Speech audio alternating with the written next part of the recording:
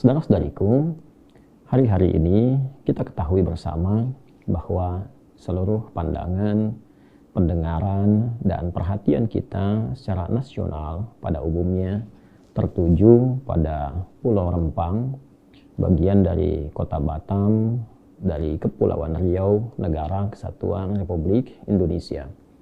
Kita selain juga mendengar informasi ataupun juga melihat cuplikan-cuplikan video yang sampai atau bahkan liputan-liputan berita aktual yang ditayangkan oleh kanal-kanal televisi nasional dengan semua sumber yang bisa kita dapati, tentu kita merasakan keprihatinan yang sangat mendalam. Namun demikian juga tentu kita punya harapan-harapan yang terbaik pada program apapun untuk memakmurkan, membangun, dan menghadirkan kebahagiaan yang berkeadilan sosial bagi seluruh rakyat Indonesia. Terlepas dari itu semua, bila diperkenankan untuk sedikit memberikan masukan yang boleh jadi bisa dipertimbangkan atau mungkin juga bisa menjadi satu masukan yang bila dipandang itu baik diterapkan dalam konteks ini, kami ingin menyampaikan beberapa masukan-masukan.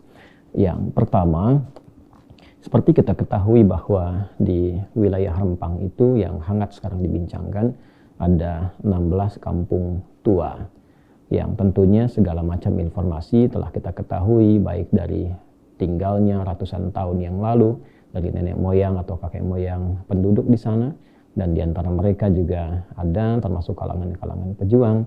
Pun demikian dengan berbagai macam memori, keindahan, dan etapa kehidupan yang telah ditempuh sampai dengan saat ini, bila kami diperkenankan untuk memberikan masukan ataupun usulan barangkali, kiranya ini akan menjadi bagian yang sangat strategis bila tidak harus dikosongkan, tapi mungkin bisa dipertimbangkan untuk menjadi bagian dari landscape program eko yang akan dibangun itu.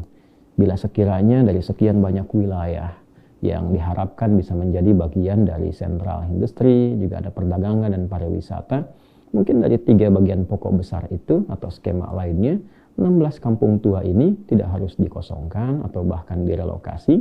Mungkin bisa ada satu rencana tertentu atau sketsa tertentu yang menata justru kampung ini menjadi lebih baik, lebih sesuai dengan program yang akan disiapkan itu, sehingga bisa memberikan juga informasi, edukasi kepada para pengunjung kelak di masa yang akan datang bahwa ada kampung yang bersejarah, mereka berkehidupan juga di sana, lalu dirawat juga oleh negara, dan dalam konteks ini pengembang juga bisa menjadikan itu bagian dari destinasi.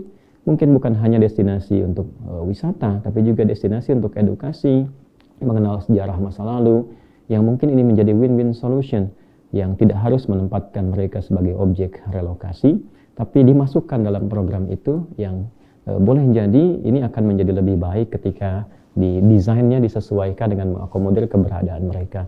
Saya kira juga insya Allah tidak ada yang dirugikan dalam konteks ini bila itu bisa dilakukan dengan tatanan-tatanan yang baik. Kemudian yang kedua, rasa-rasanya kita ini bersaudara.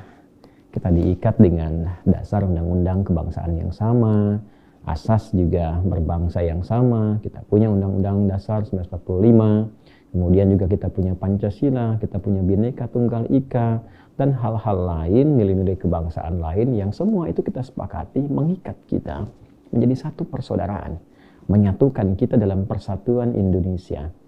Asas persaudaraan ini saya kira menjadi penting bagi kita saat ini untuk sama-sama bersatu, mewujudkan cita-cita bangsa ini menjadi bangsa yang makmur, bangsa yang hebat, sekaligus juga menghadirkan kebahagiaan dan keadilan sosial untuk seluruh lapisan warga negara Indonesia.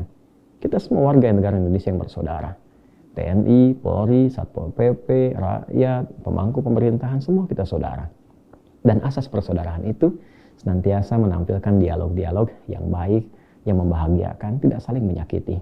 Maka dari itu, usulan yang kedua, yang bila pun ini bisa barangkali dipandang oleh pemangku kepentingan yang memiliki program, bisa menjadi masukan yang baik, kami kira rencana-rencana yang kedua bagi masyarakat pun yang sudah siap untuk direlokasi atau program tadi akan ada baiknya dan banyak manfaatnya bila mungkin ditampilkan dialog dalam jangka waktu tertentu sebelum program itu dieksekusi atau dimulai, sehingga masyarakat juga tidak terkesan merasa mendadak sehingga harus terburu-buru melakukan sesuatu. Rasa-rasanya bila itu bisa kita optimalkan dengan, saya tidak bermaksud mengajari, mohon maaf, dan saya harap juga tidak tersinggung dan tidak marah. Ini hanya sekedar usulan yang bila diterima, alhamdulillah.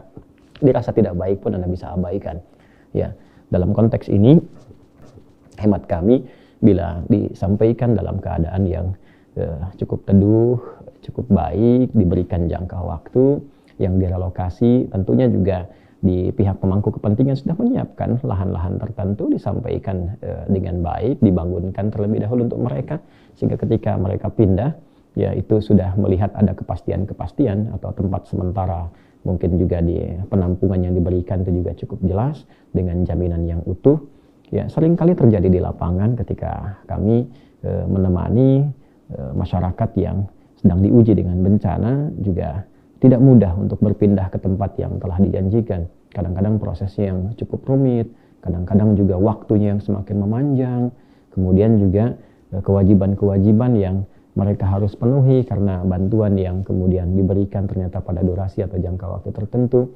Nah, ini butuh pendalaman-pendalaman tanpa bermaksud mengajari mungkin apa yang telah teman-teman atau pemangku kepentingan telah ketahui. Dan yang ketiga, ini yang mungkin lebih penting lagi bagi kita semua. Semua kita, sekali lagi, kita satu bangsa, satu negeri, satu saudara yang sama. Jadi saya harap semuanya tidak saling menyakiti. Ya, walaupun mungkin ada fungsi-fungsi organik, baik itu di TNI, di Polri khususnya, ada juga beberapa di Satpol PP. Tentu saya kira kita memandang semua masyarakatnya sebagai saudara, sehingga bisa melakukan tindakan-tindakan yang humanis. Dari masyarakat juga kita lihatlah, ya TNI, Polri kadang-kadang untuk menyampaikan perintah, bertindak di lapangan, kadang mereka juga lelah dan sebagainya. Pahami sebagai saudara sehingga bisa saling duduk.